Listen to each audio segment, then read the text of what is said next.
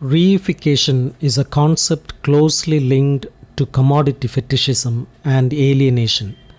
It describes how relationships between people are transformed into relationships between things.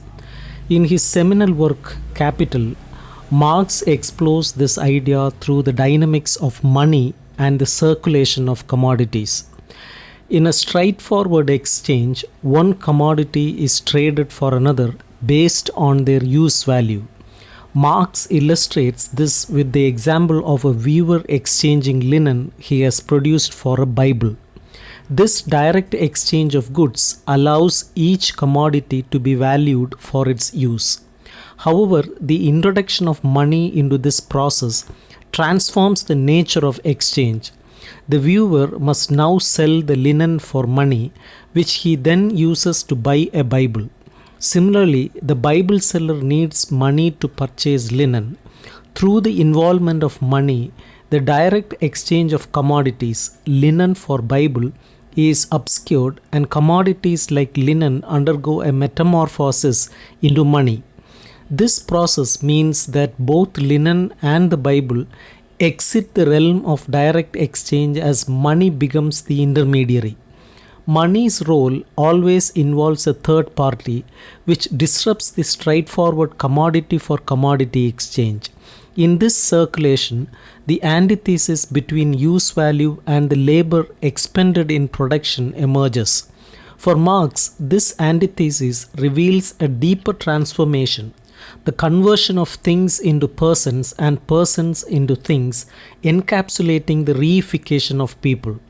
The labor invested in producing linen and the labor in creating a Bible become invisible in the circulation of commodities. Money, as the apparent measure value, obscures the social labor inherent in commodities. The natural origin of commodity exchange gives rise to a complex social network beyond individual control. Marx discusses reification in the context of production, particularly when capital employs labor. Here, the means of production confront workers not as tools for their use, but as instruments of their subordination. This dynamic again embodies the personification of things and the reification of persons. As capitalism progresses, this relationship grows more mystifying. The productive forces of social labor seem to belong to capital rather than the workers. Machines, for instance, which are products of labor, appear as products of capital and serve to intensify worker exploitation.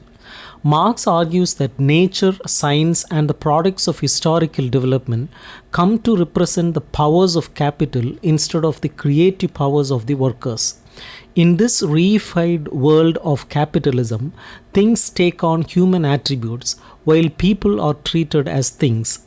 Reification, therefore, describes the process by which social relations are masked, transforming human activities and relationships into commodities.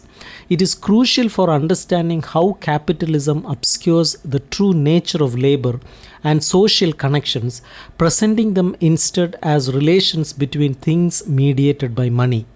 This leads to a situation where the products of labor, machines, and commodities appear as independent entities with power over the workers, reinforcing the dominance of capital.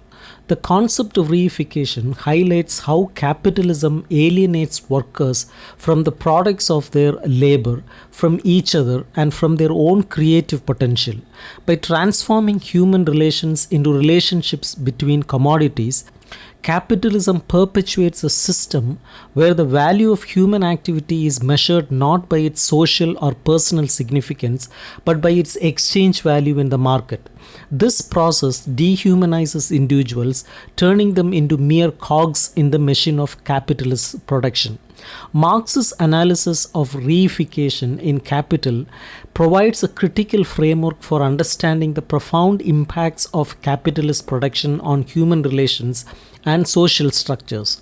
It reveals how the seemingly natural processes of commodity exchange and production are in fact constructed to maintain and reproduce the power of capital over labor. Through the lens of reification, we can see how capitalism not only exploits workers but also distorts and obscures the true nature of social and economic relations.